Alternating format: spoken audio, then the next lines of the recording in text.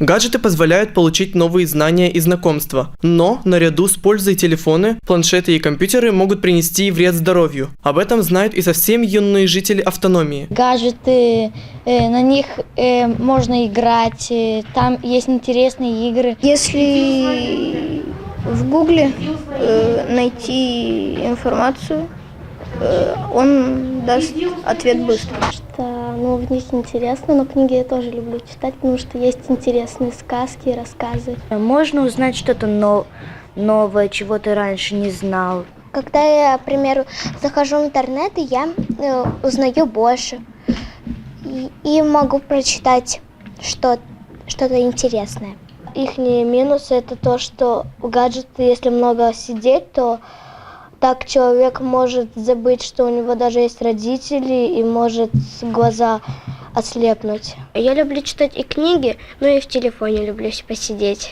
В книгах можно почитать много интересного, сказки, басни, а в гаджетах я люблю поиграть, в Одноклассниках сидеть. Больше всего я в гаджетах сижу, и читаю книги.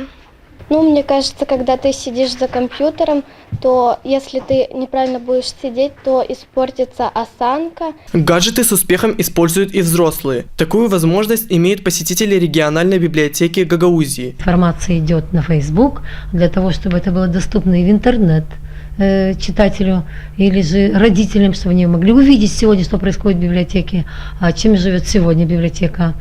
Что проводит, с кем встретилась сегодня библиотека, какие гости побывали в библиотеке. Все это мы выкладываем на страничке «Детская библиотека» на Фейсбуке. Многие учащиеся считают, что гаджеты помогают сэкономить время при поиске информации, но при их постоянном использовании можно навредить здоровью. Гаджеты, мы можем найти много полезной информации, как в учебе, так и в повседневной жизни. Польза в том, что можно узнавать много интересного, не только о природе. Можно узнать что-то из истории, например, страны. Можно изучать различные языки, также можно общаться с другими людьми из других стран.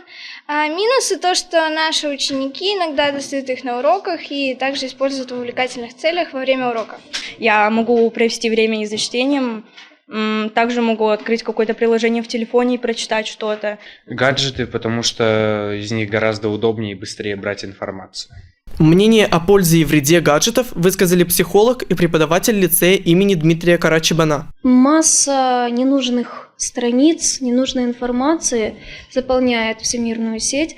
Иной раз, когда пытаешься найти необходимую информацию, всплывает очень недвусмысленного рода картинки, реклама, которая, конечно же, растлевает наших ребят. Нужна просто дозировка времени, как для детей, так и для взрослых. Да, мы взрослые умеем, мы знаем, как это делать, потому что мы взрослые, у нас есть работа, у нас есть дом, семья, быт, то есть мы ограничиваем, мы знаем, какие ограничения.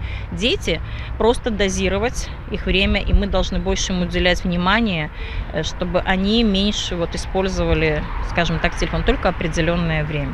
Проблему влияния гаджетов пытаются решить во многих странах мира и снизить их влияние на здоровье. Главное, считают специалисты, разумно использовать гаджеты, не превращая это в зависимость.